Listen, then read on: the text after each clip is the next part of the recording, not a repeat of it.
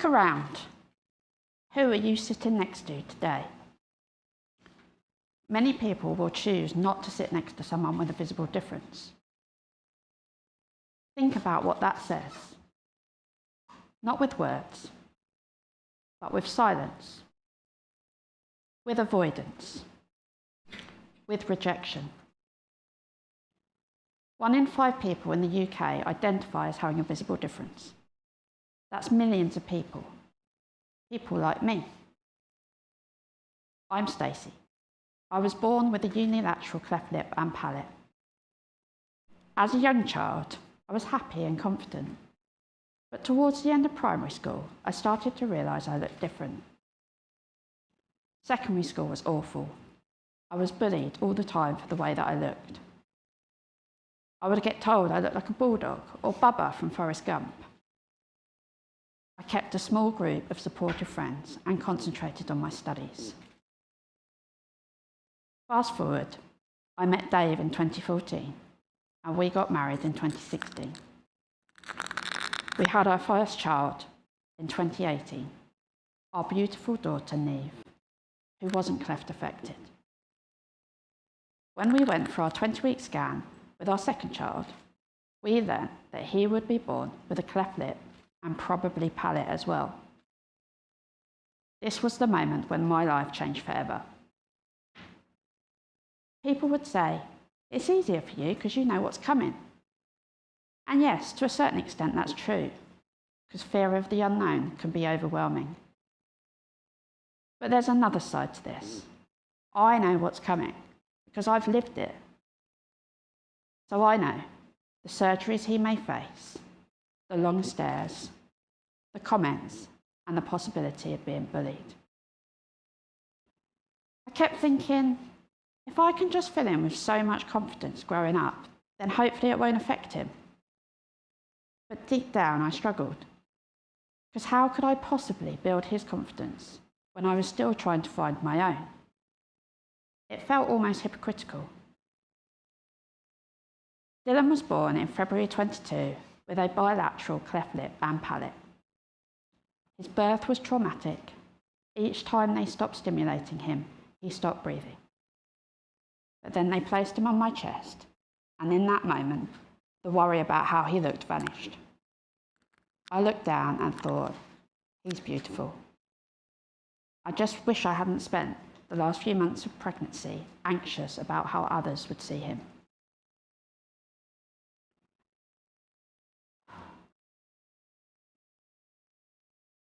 Dylan, he had his first surgery at 6 months old, and it was so hard to hand him over to surgeons and see him be put to sleep. He's had a total of 3 surgeries now, and it is still so upsetting to see him so swollen and upset post-surgery. We loved his first smile, but we were so lucky, although we still miss it, we got to fall in love with 2 smiles. Dylan is now a cheeky and happy 3-year-old. He wears hearing aids and he is having speech therapy. I do still worry about the things he still has to overcome and the possibility of being bullied, especially with social media. When I was pregnant with Dylan, I joined lots of online groups. I found a whole cleft community. One person who really helped me was a lady from a family with lived experience of cleft. Through her, I learnt about the disassociation and disconnection that had been happening within my body. Because I recognised what was happening, I could change it. My difference was on my face. I couldn't hide it, so it wasn't safe to feel seen. I learnt that when a child is rejected by their peers, it doesn't just cause them emotional pain, it causes them actual physical pain. This resonated with me massively, as I had felt that way a lot in my childhood years. I learned that trauma impacts the body and the brain with physical and emotional impacts. The trauma I had experienced growing up both physically through the surgeries and emotionally at how the world treated me, meant that I lived in danger mode. I thought everyone existed there. Through tools like mindfulness, brain spotting, bilateral stimulation, spinal energetics, and cold water swimming, the list goes on. I've come to realise it is possible to feel calm, connected, and present, and life is not meant to feel like constant survival. There is a belief that trauma is what happens inside of you as a result of what happened to you. Gabor Mate believes that trauma contributes to everything, and I have to agree. He says that trauma is not just extreme events, but includes everyday emotional wounds from childhood stress and disconnection. Healing for me has come through self-awareness, supportive relationships, and compassion, especially self-compassion. Learning about trauma and the nervous system has made me learn about myself better, accept myself more, and has transformed the way I parent both of my children. I believe children with a visible difference are life's biggest teachers. I believe they are here to change the world. My son certainly changed mine. I wouldn't be standing here now giving this talk to you. As a parent, you naturally want to advocate for your children. Over time, it has become my passion to want to educate and raise awareness about cleft and other visible differences. One change in particular I really want to see is how people with visible differences are represented in the media. Too often, we're cast as the villain, something to fear. Think about it. The Joker, Freddy Krueger, Captain Hook. What do all of these villains have in common? They all have a visible difference. In 2025, we have made progress in so many areas of inclusion, yet visible differences are still visibly invisible. The disabled villain trope exaggerates physical traits to signal evil and threat. Look at films like James Bond and Disney's The Lion King and Captain Hook, Peter Pan, sorry. The disabled villain trope stems from the outdated belief that disability is a punishment for wrongdoing. Imagine for a moment the person on the screen that your child feels seen by is always the bad guy. How would that feel? What does that say to them growing up? What if I told you that many of these characters are not played with people with a lived experience of this? Changing Faces is the UK's leading charity for anyone with a scar, mark or condition on their face or body. In a world where modern society continues to link good looks and physical perfection to success, they have found that many people with a visible difference feel excluded and ignored by these stigma messages and images. And the numbers back that up. 43% of people with a visible difference say they experience hostile behaviour when they go out in public. 51% feel self-conscious or embarrassed. 38% are stared at when they go out. These aren't just statistics. These are real people feeling isolated, excluded, and unsafe, often starting as young as childhood.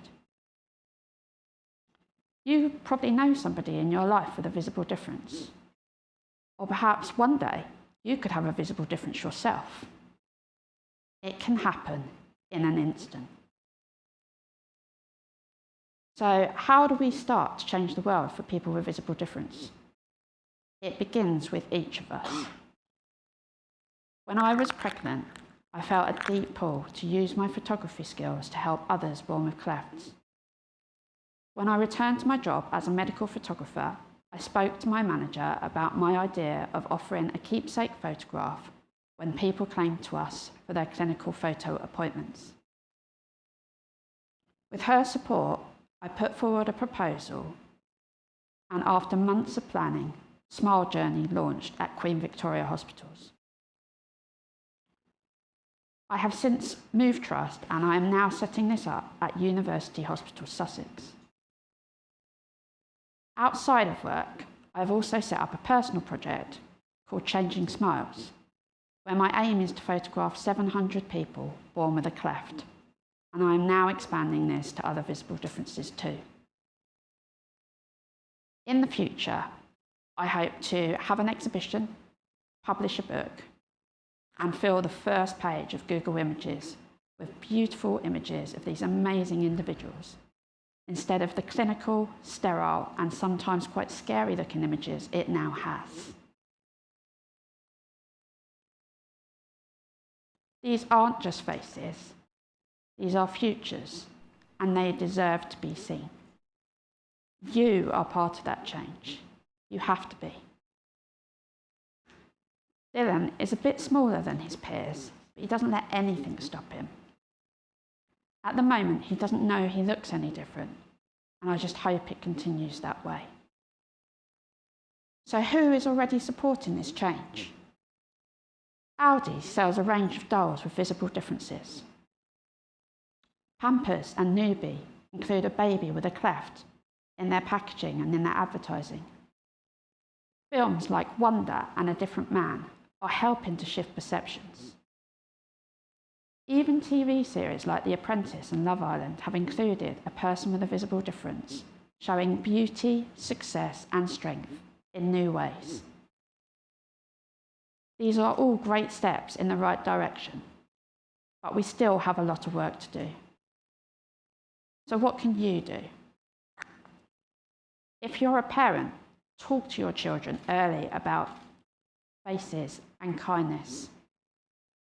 Show them toys, books, and stories that reflect a range of faces and experiences. If you're a teacher, include visible differences in your lessons about identity and inclusion. Invite speakers. Tell real stories. If you work in media or advertising, hire people with lived experience. Tell authentic stories and stop turning visible differences into a metaphor for evil. If you have a voice, use it. Challenge stereotypes. Be conscious of the messages we consume and share. Every one of you. Don't look away. Start seeing us. I don't want Dylan or any child to wait until they're 40 to feel seen. I want him to grow up in a world where he's not just accepted, he's celebrated. I want children with a visible difference to grow up knowing they are enough in our classrooms, in our stories, on our screens. You don't have to change the world, but you can change who you sit next to. Start there.